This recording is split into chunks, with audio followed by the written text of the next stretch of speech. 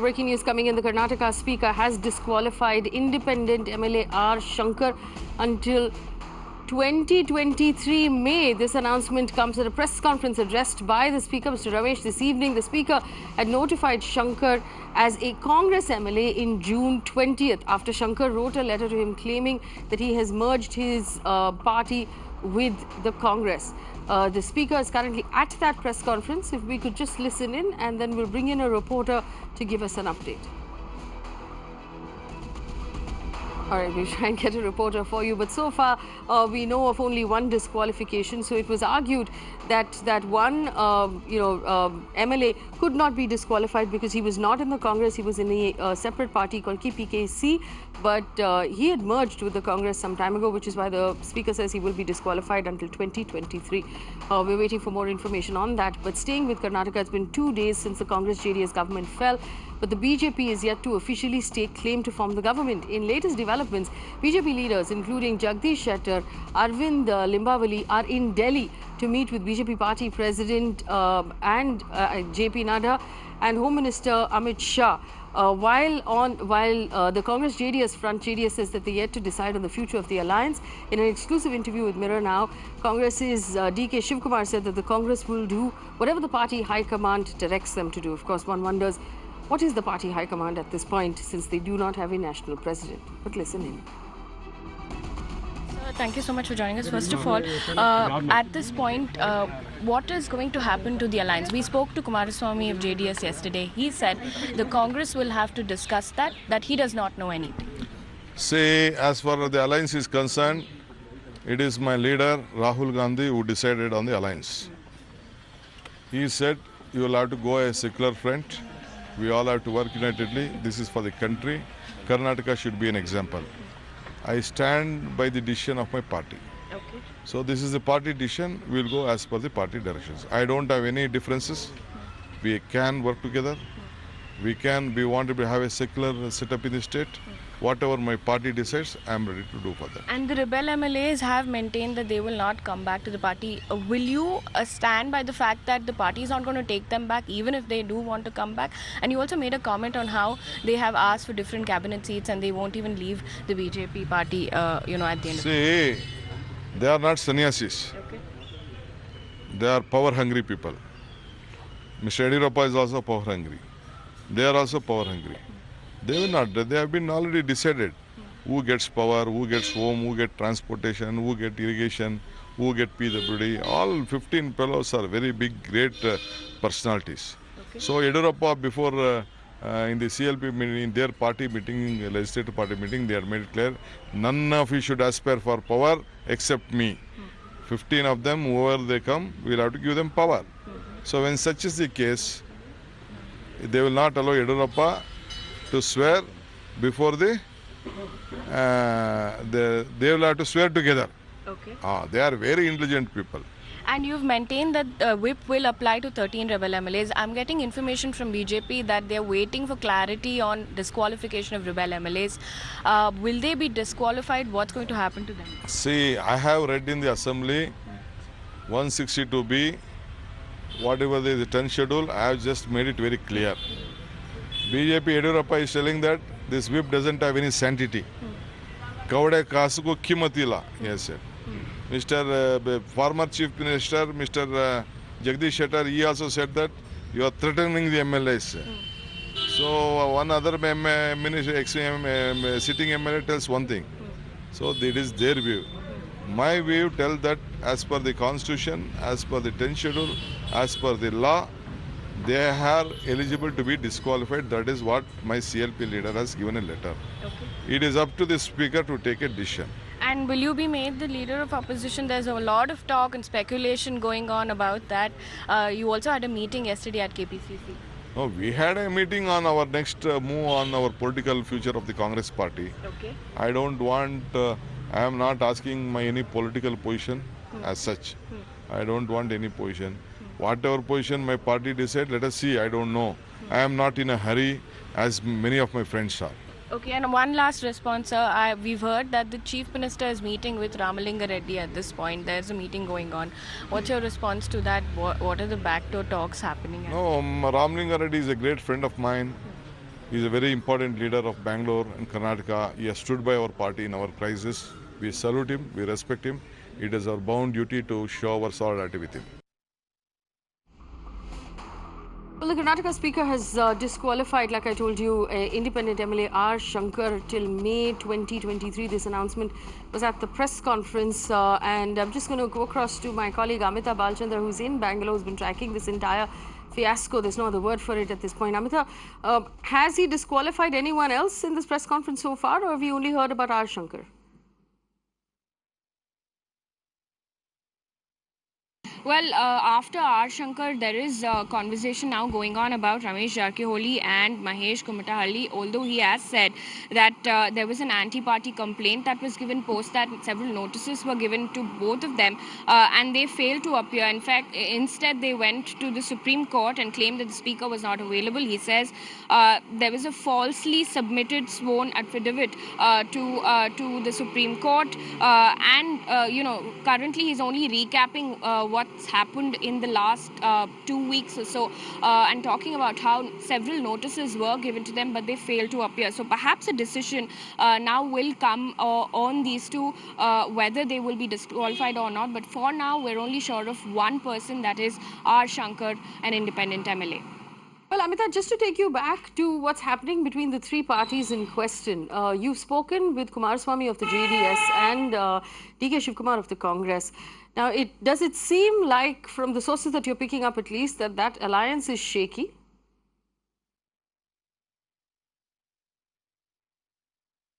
Well, it seems like it because when we spoke to Kumaraswamy, he said that he does not know anything. The Congress has to decide and that discussions have to take place. When we spoke to DK Shivkumar of Congress, he said that the party high command has to take place. He also very interestingly said that it was Rahul Gandhi who stitched the alliance in the first place. So the party high command at the end of the day is going to take place, is going to decide, I beg your pardon, on whether the alliance stays or not for by-elections. Amita, another quick question about the BJP. We know that Yediyurappa had written a letter to Mr. Amit Shah asking effectively for permission to form the government. What is the delay right now? Jagdish Shettar and company had to fly out to Delhi for that meeting, but has there been any update on why Yediyurappa is taking so long to go in and stake a claim to form the government? Well, sources are telling me at this point that they're waiting for the party high command to give a decision on what the next step is going to be. They're going to send an observer here to Bengaluru, but only after the decision that's currently going on, where the Speaker is in the process of disqualifying MLAs. One independent MLA has so far been disqualified. There is talk going on other two MLAs as well. We don't have a decision on that yet, but they were waiting for that decision to come in, because at the end of the day, earlier the House strength was 225 and the BJP had 105. They needed 113. So there is now discussion going on who the rest of the MLAs will be, because Yediyurappa had said that the rebel MLAs are welcome to join their party. Now, if they're disqualified, what's going to happen next? So we're also hearing that they are in talks with legal experts at this point to take a decision on what is going to happen next. All right, Amita, thank you for joining us. We have a couple of questions from our audience. Deepak Gupta says, what difference does the disqualification of the MLA make when the floor test has already occurred? Well, this is the difference. If an MLA is disqualified, he cannot join the other party and be part of the government that is formed by Yediyurappa and the BJP. That person is officially no longer an MLA. They will have to contest the election all over again. And the disqualification, according to what the Speaker has announced, will be until 2023. So that's interesting. So basically, this means that if they were promised any sort of ministerial berth or a position in the government that Yediyurappa forms, the disqualification will stand in their way. Now, it will depend on, of course, whether or not these people approach the Supreme Court and what ends up there. But so far, this is what we're hearing, that the Speaker has already disqualified one independent MLA. We're waiting for his decision on the rest of it. Well, moving now from Bangalore to Chennai, it's the curious case of broken arms that sparked a controversy. The city police has been blamed for police brutality after this. Look at these visuals. Sudden spike of photographs of criminals in custody with broken bones have started doing the rounds. Now, these photos are in fact being circulated by the police themselves as a deterrent. Now remember, on Wednesday, 2 college students were accused of brandishing swords and charging at another group of college students inside a moving bus. Now those students were then arrested. What emerged after the arrest were these, that's the visual, as you can see those 2 college students. This is Chennai. There's a college rival fight going on, and they've got swords. And the police picked up those 2 boys, after which a visual emerged of those 2 boys with identical fractures while in custody. Now, here's the thing, that visual is now part of a series of visuals where all of these people seem to have identical fractures, according to the doctors, in the very same part of their arm. And if the person is left-handed, then their left hand is broken. If the person is right-handed, then their right arm is broken. Now, we tried to reach out to the police about this to find out what is it in custody of the Chennai police that is causing these people to break their bones in exactly the identical way. They've refused to comment, but my colleague Pramod joins us right now from Chennai. Pramod, what are the police saying? Why is something like this happening right now? Are they using this as a deterrent, and are activists now upset about what's going on? Well, not just activists, it seems like the general public or are also actually divided, because very categorically these people are being chosen. For instance, if there's a CCTV of these people committing suicide, heinous crime, in fact, one of those batch you could see 5 people with broken arms. They were involved in a series of chain snatching where a woman who was walking, these guys would come on the bike and snatch her chain. In fact, she would lose her balance and she will fall down. So like those kind of atrocious things that actually poke a person's conscience, those particular crimes people are involved, they are the ones who are being treated this way. In fact, like you exactly mentioned, 2 days back, these 2 men who were students who were actually involved in this a kind of gang war between students, and those 2 men have entered. It is Ravi Verma and Rakesh Kumar. They have ended up with their arms broken. Categorically, what happens is that the case is filed, they are arrested, and the very next day, police release these pictures with their arms broken, fresh wounds with fresh bandage. And when we question the police what happened, they simply say that we do not know. In fact, back in 2018, there was such a case when a constable was attacked by 3 people, and that time, one of the assistant commissioners in Chennai, he went ahead and put a post on Facebook saying that these men tripped and fell on the bathroom floor. After a major outrage, he immediately removed it, but only those kind of lame excuses are only given to us when we ask for an explanation as to how they got injured. Well, Pramod, there's obviously an outrage because this is ridiculous. All of these people didn't fall down and hurt themselves in the exact same way in the bathroom. But do you think also on some level there are people in Chennai who say, okay, at least this will stop people from snatching chains and from molesting women and from attacking policemen? Well, apparently it seems like the police are using the chance over there. If we cannot claim entire police or something like that, but it seems like a few of them are trying to, because these pictures are given to us by the cops and very categorically the cases are chosen. For example, if it is a high-profile case or if it is a case where certain officials are involved, those cases we don't find any kind of such harsh actions against them. But if there's a CCTV footage where the public have are against, angry or against such a kind of crime, immediately such a kind of thing occurs and it's being released. We have tried speaking to the police asking how they got injured, and all we get is a smirk or a funny explanation, but not the actual truth. And the culprits also not ready to come forward and talk exactly what happened to them, because they have to face a flag when they are in the prison. All right, Pramod, thank you so much for bringing us this story. Pramod joining us out of Chennai there, my colleague Pramod. Also joining me on this conversation, Arun Ram, the resident editor of the Times of India in Chennai, Sudha Ramalingam, advocate with the Madras High Court. I'll start with Ms. Ramalingam.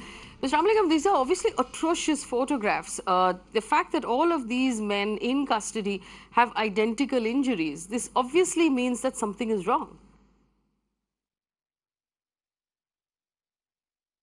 You're absolutely right. This is not the first time that this happens. Almost in all custodial violence cases, the police say that the injury has been caused by himself and not by anybody else. So the accused is said to have got injured in the process of either slipping down or falling down or anything like that. So they do not accept that it was caused by the police itself.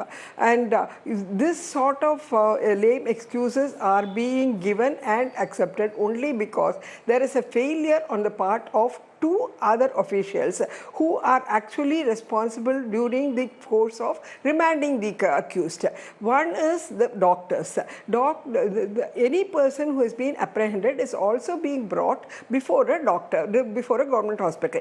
The doctors will know definitely as to how these wounds have happened.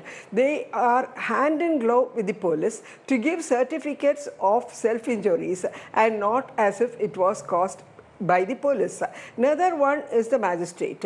Whenever the person is being produced before the magistrate for remand, he or she has a duty to find out who and where this person was taken into custody and whether he or she has actually got any injury on him, and such injuries will have to be noted, and also the nature of the incident through which the person has been apprehended will have to be noted down. All these things are definitely done only in the breach. They are not taken cognizance of with the seriousness that it has to be attended upon. That is the reason why these people, the police is able to actually commit custodial violence and still go scot-free. If only the magistrate actually sends out the remanding officer and then asks these people, these accused in person, giving them the confidence that they will be protected, they will tell the truth.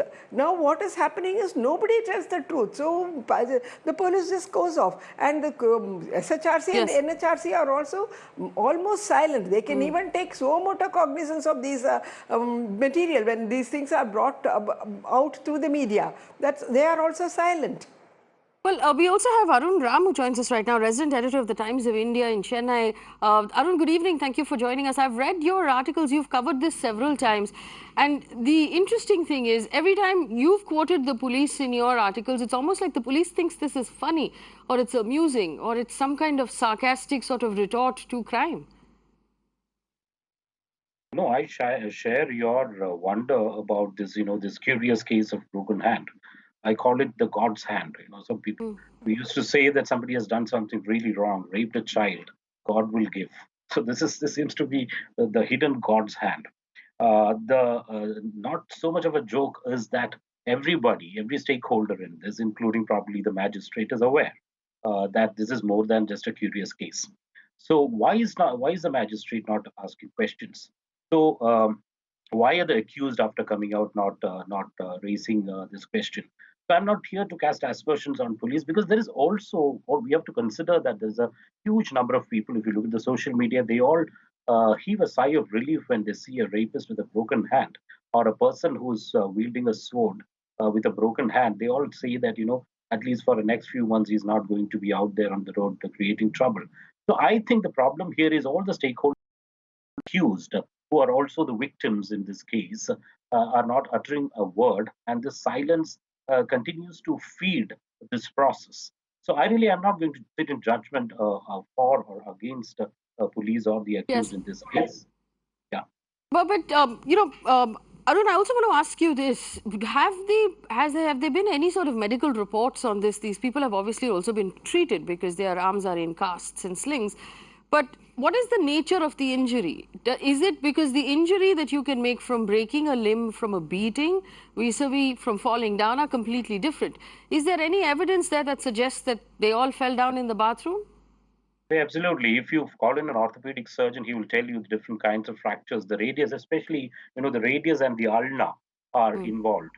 And these are very crucial bones when it comes to whether you can use your hand for a while or not. So, of course, an orthopedic surgeon can make out and tell the court, if needed, that this was intentionally done by the nature of the fracture itself. We have enough, expertise to say that, but that's not being done here. If you look at it, they can say that there is a method in the whole process. You look, all of them, the right-handed men always end up with the right hand fracture when they fall in the bathroom. They never break their left hand, and the left-handed ones always find the left hand broke. So my point is that yes, medically it can be proven whether it is an inflicted wound or an accidental fall, especially when you have several successive cases, say 6 cases in a couple of months, and look at the nature of the fracture. You can see that whether it was kept between the arms of a chair and broken, or the person has fallen down and broken himself. But that's not being done. The process ends with the whole thing, and everybody seems to be happy with it, including the accused is also the victim. Ms. Ramalingam, here's the question. Is there anything that can be done? Should there be a PIL that goes to the High Court? Should there be sumo to cognizance that the Human Rights Commission should be taking at this point? What about the superiors in the Chennai police, the DGP of police in Tamil Nadu? Why? I mean, is there anything that can be done? Because this is at the end of the day, like Arun described, if the arm is being put in the middle of a chair armrest and being snapped in half, that's torture.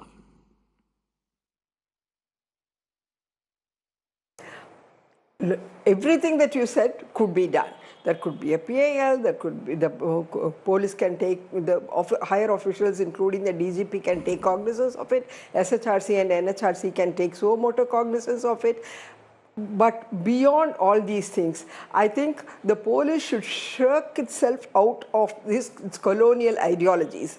They do not think they are protectors. They think that they are still rulers, and they also think that their primary aim is only to ensure that there is law and order and peace in the society at any cost. And we as common citizens also owe a duty to ensure that there is no custodial violence. There are a number of cases with which I can tell you that people by and large are very happy when an accused is being beaten up. We think that thrashing is something which would give them some sense of reform. It is not so. There has been a very famous instance actually of the driver in Coimbatore who was also accused of kidnapping and raping and killing some children, 2 children actually, was actually done away with through a custodial an encounter death, an encounter. And that happened just before the Deepavali. And you know what happened is people said this was the best prize that the state gave them for Deepavali because this man was killed through an encounter. This is how we see it. We do not think that this can be visited even to an ordinary citizen. We'll have to ensure and see that these policemen are going to be not lawbreakers, but they are responsible for administering law. They cannot take law into their own hands, for which I think we'll have to educate everyone on the issue of human rights and also values as such attached to what the Constitution gives you as rights. Right. Arun wants to come in. Arun, also, I mean, let's be honest about the fact that in India, you're innocent until proven guilty. And it's possible that maybe some of these young men were actually wrongly picked up and they're not really guilty of the crime they're being accused of. Also, going by the story you've described, Arun, if we consider the fact that there are 4 or 5 of them in one group being lined up by the police, their arms or their bones being systematically broken as a punishment, just the thought of that is horrific. Well, I think Faye, we'll also see the senior lawyers spoke about the justice, the law should take its course, and policemen should not try to take law into their hands. But having said that, we also look at the justice delivery system. Probably, I'm not really defending all these acts, these cruel acts by police. But then policemen also at times feel miserable. Why do these people during Diwali, as Sudha was saying, why do they celebrate this broken arms? Because they think that is the only way, that is whatever little justice they would get. In terms of a comeuppance for these people who are criminals, who are blatantly criminal, raping a child, killing, wielding swords and spreading terror on the roads, college students. The thing is, the policemen also think they get out on bail, they get into this act again, they graduate to bigger crimes. Are these acts of breaking the arms, are they going to correct them? No, they're not going to. But the system is with such deficiencies that everybody thinks that this is the punishment rather they would get than a court sitting in judgment and delivering a judgment which is going to put them in jail or give them the deserved punishment. So I think this also reminds us of the fact that we need to take a deep look at the way in which the justice, the wheels of justice moves, and whether we have been able to give the deserved punishment to people who deserve it. Sudhaji, do you want to answer that question? It's an important question that even when it comes to rape in this country, our conviction rate is less than 30%. And a lot of times people get off scot-free. Where is the justice delivery system? I fully agree with Arun. The justice delivery system is really very, very slow and lethargic for various reasons, including the lack of personnel, the lack of we don't even have proper forensic evidence which is being put forth on time. Charge sheets are not filed on time. It's all on the you can blame it on the police, on the state, on the judiciary, on the defense system, on the accused, everybody, the entire process. We do not have a time-bound disposal of cases. In a number of acts, they would say this has to be completed within 60 days, within 90 days, within 30 days, but nothing happens within those number of days. And no action is being taken against the delaying system itself, only because there is no way of actually being made responsible. So accountability is lacking on all fronts, including the judiciary. He is right in it. All right, we're going to leave this there, but we appeal right now to the Human Rights Commission, to the Director General of Police of Tamil Nadu, to the Madras High Court to take suo motu cognizance of this. Maybe someone needs to knock on the doors of the High Court with a PIL, but this is unacceptable. So there's breaking news coming in at this point. The Enforcement Directorate, we understand, is questioning former Haryana Chief Minister Bhupendra Singh Hooda. Now, the former Chief Minister of Haryana, Bhupendra Singh Hooda, in Gurgaon land scam case is being questioned right now by the ED. Questioning is taking place in Chandigarh. Remember, the ED is probing a money laundering case for alleged irregularities in the acquisition of 1,400 acres of land in Gurgaon between 2009 and 2012. Bhavtosh, my colleague, joins us on the phone line right now with this breaking news. Bhavtosh, what can you tell us about this case so far? Faye, the questioning started early in the morning and is still going on. Hooda was, in fact, the chairman of Haryana Development Land, and as the chief minister as well as the chairman of Haryana Urban Development Agency, he sold off prime property in Gurgaon at throwaway prices to private builders. How this scam was done is that first villagers' land were purchased as agriculture land, and subsequently the land mix use was changed, and then at a very low cost, these around 1,400 acres was sold off to some very big real estate companies of the country, including MRMTF, DLF. They made a windfall profit. That was the case of CBI. CBI got this case on the directions of the Supreme Court, which in November 2017 said that this is a huge scam and that this should be probed by CBI. CBI has already questioned him once in this case. This is the first time that Enforcement Directorate has called Bhupendra Singh Hooda for questioning. The timing will be questioned by many because Haryana will be going to polls in November, and Hooda has always maintained that this is a political vindictive move of BJP. On its part, the ED has said that they had carried out investigation from January onwards, and only after they gathered evidence in this case that they called Hooda for questioning. Already 5 IAS officials were called in by the Enforcement Directorate earlier. Bhavtosh, here's the thing. Now, we all know that between Gurgaon and Noida and the entire sort of nexus between politics and real estate, there was a lot of money that changed hands in perhaps the last 1 decade. But now that real estate has sort of come apart because these developers, a lot of the developers have folded up, they haven't been able to complete their projects, there are investigations that have begun into their finances. Is it likely that more such cases will also come up now that there's no more money to be exchanged? Faye, as far as the investigation against real estate giants are concerned, Enforcement Directorate on the directions of Supreme Court has already registered an FIR against Amrapali, which is being probed for diverting at least 4,000 crore rupees of home buyers into shell companies and then laundering it abroad. As far as this case is concerned, it is slightly different from other cases because here farmers' land were purchased on condition that they will get right amount from private developers, but the land was purchased as farmland, and subsequently by an order issued by the then chief minister, the land mix use was changed. It was made commercial, and real estate companies already made windfall profits.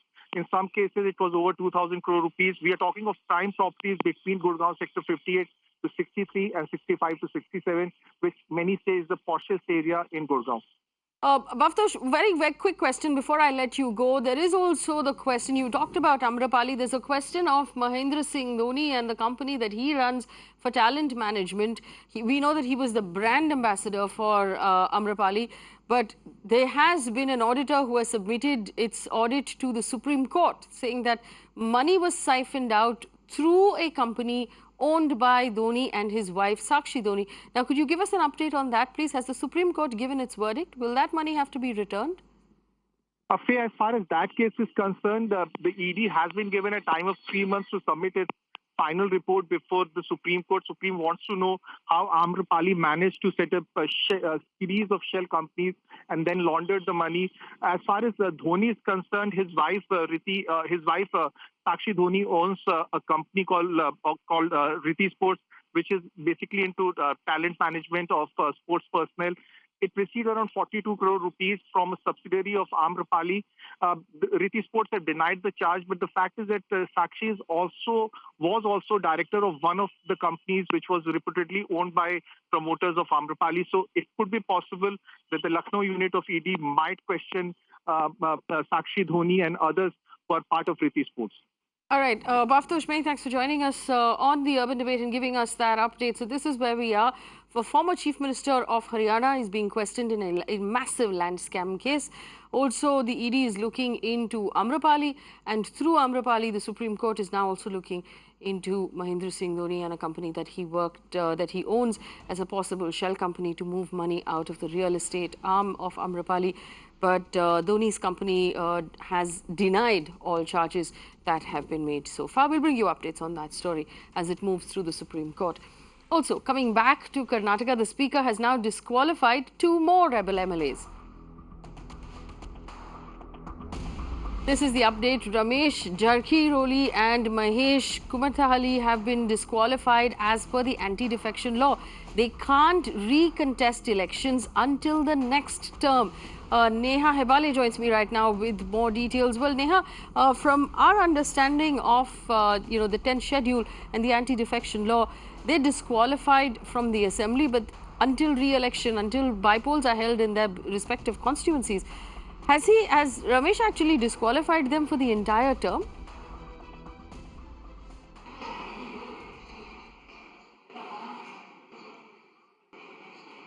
I'm not sure if Neha can hear it. Neha, is the disqualification for the entire term? Yes, Faye. Absolutely, Faye, that's right. It is a disqualification till, of course, this assembly is dissolved, until the next assembly is constituted, is what we're given to understand. The Speaker said that it was, in fact, after a lot of reading that he's taken this decision, that there was a lot that was really, that's gone into this, that it's a very thought-out decision, is what he said. He has gone on to disqualify 3 of the MLAs, what we're given to understand. There was initially, of course, an issue with the KPJP MLA, also the independent MLA who was a part of the KPJP party. Later, his party was merged with the Congress party. There was a petition that was filed by the party also on that front, saying that they had not merged their party. So Shankar, he's been disqualified. You also have the disqualification of another 2 rebel MLAs, Ramesh, Jarkiholi and Mahesh Kumthahalli as well.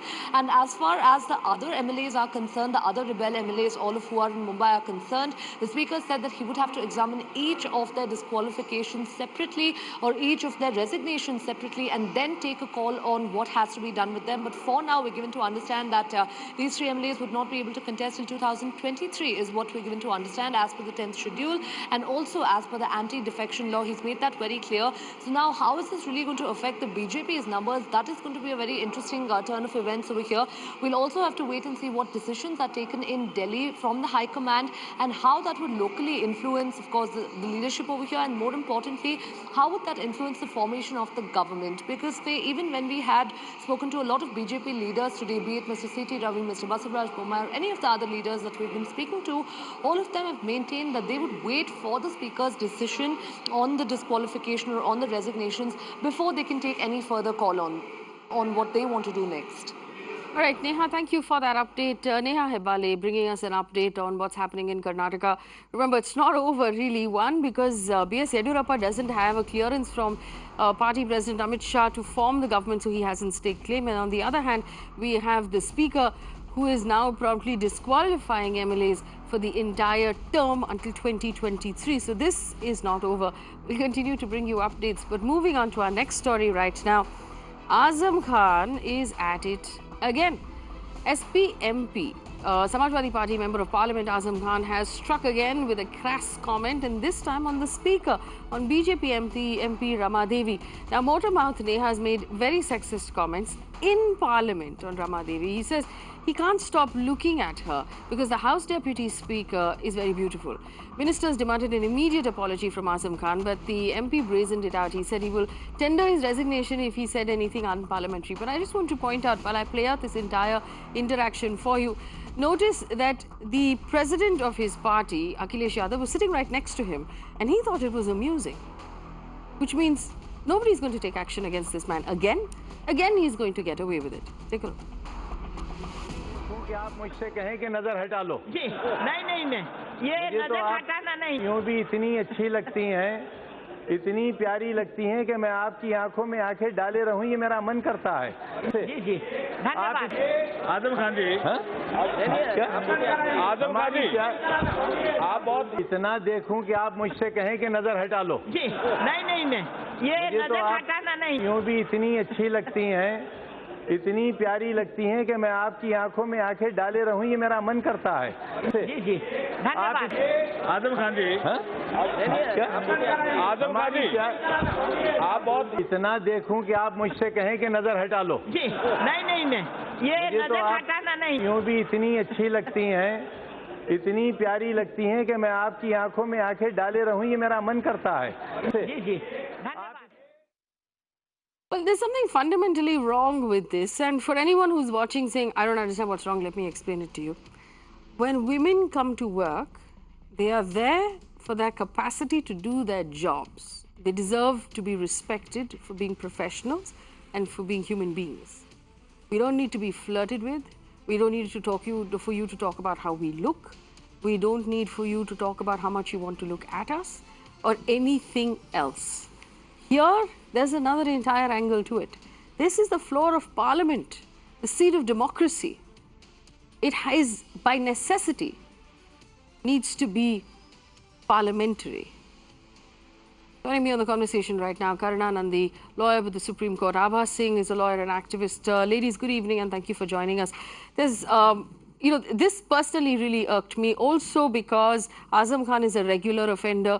We've had enough conversations, Karuna Nandi, about, the status of women in politics in India. Let's remind our viewers that several political parties, including the SP, the BJP, the Congress, don't have ICCs or what we call Vishaka committees. They don't take the women of their party seriously. And here in Parliament, they don't even take the Deputy Speaker seriously. Ms. Karuna Nandi, do you believe that this is symptomatic really of a larger problem, the fact that these politicians simply don't respect women?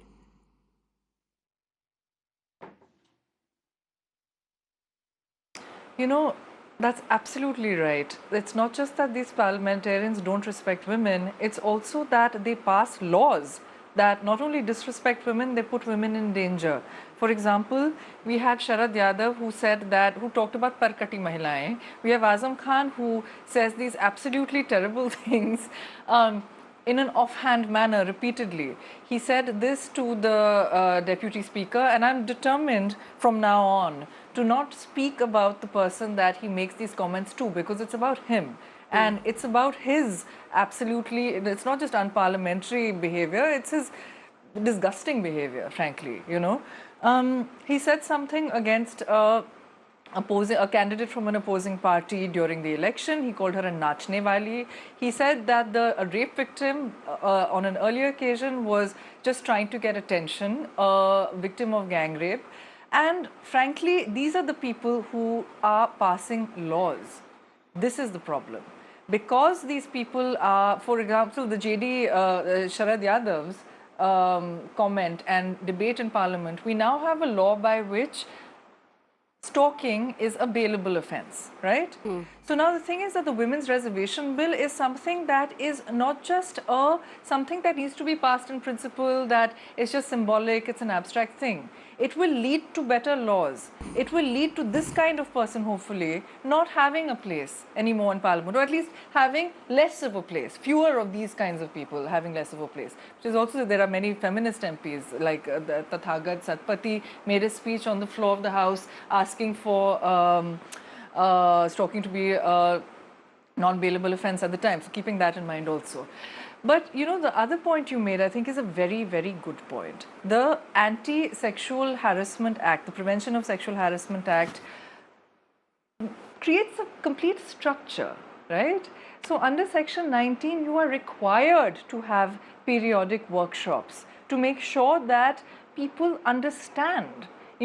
People perhaps on the margin, perhaps people not like Azam Khan, perhaps people like Akhilesh Yadav, understand the kind of impact that this has on democracy, that has on our citizens' voices, that has on citizens' representatives' voices, so that you have a penal mechanism to take it down, to make sure that this man is punished, that he doesn't just keep getting away with it over and over and over again.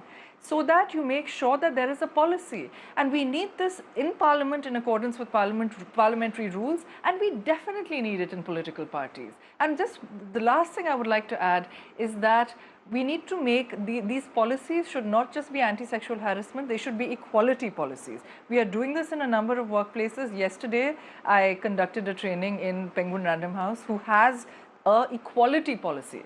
So if you are not getting paid equally, or if you are being discriminated against because you are a Dalit and because you are a woman, or because if it's a gender-based remark and it's not a sexual remark, there is still a committee that you can go to. And the time is yesterday. Yes, Abba Singh is also with us. Abba Singh, good evening. This is obviously atrocious behavior on the part of Azam Khan, but it continues to happen because SP President Akhilesh Yadav stood up then and defended Azam Khan and said he never intended to insult anyone. And this is what has happened over and over again. Political parties refuse to take action against those politicians who say offensive things about women, those politicians who say offensive things about the elderly, about gay people. There's zero sensitivity, which is why women are not respected in politics. Abba Singh, what is the solution first of all, for Azam Khan?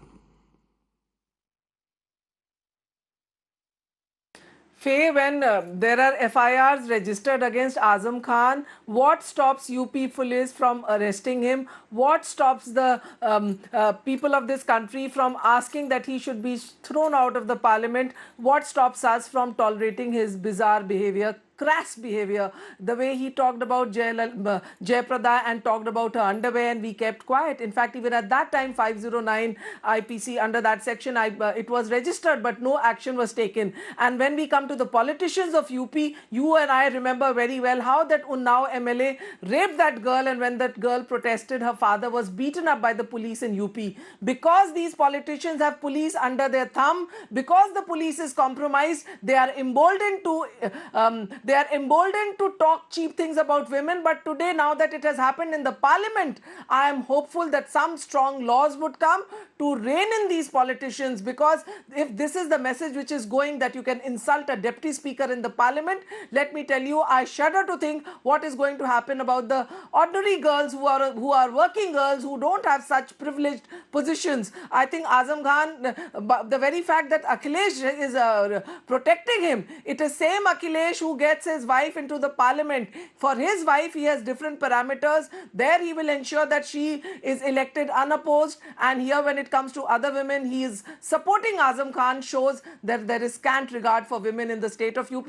I come from that state, and I have seen that during Akhilesh's regime, maximum crime took place against women, and the criminals were going scot-free, and Azam Khan is number one. You remember, police of UP was searching the buffaloes of Azam Khan. This is the threat factor, the nuisance factor of Azam Khan, but today he has crossed all limits. Now when he says to the deputy speaker, and that too when such a serious issue of triple talaq was being discussed, that shows that is why they have boycotted the triple talaq bill. They don't want a law to protect the Muslim women because they don't have any respect for any women. Forget the women of their community. My heads hang in shame that no action has been taken against him. I am with Rama Devi. I beg her that she should go and get a case against him. If the parliament is not taking action, she in her personal capacity must lodge an FIR. Well, also, as Deputy Speaker, she does have the authority to take action right now because she's sitting in the chair when that happened. But I also want to bring this up. Ms. Nandi, we understand that that there has been an empowered group of cabinet ministers to examine workplace sexual harassment, and that group of ministers is being chaired by Home Minister Amit Shah. The shock and awe here is about the fact that we couldn't find a woman to chair a panel about something that's so integral to women's issues. It just goes to show us that in some place, somehow in politics, the importance given to women is still lip service.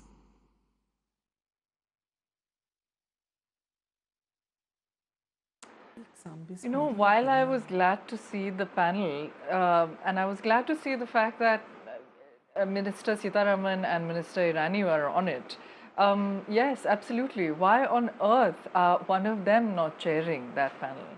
Also, the fact that Mr. Shah, who has many, many allegations against him, for example, there was an allegation that there was some cyber stalking of a woman, and the justification given was that her father had requested it, which is of course no justification at all under law, and he was an accused under it. Now, whether or not he has been exonerated of that, he certainly does not have any feminist credentials, and he does not have any skills in this regard.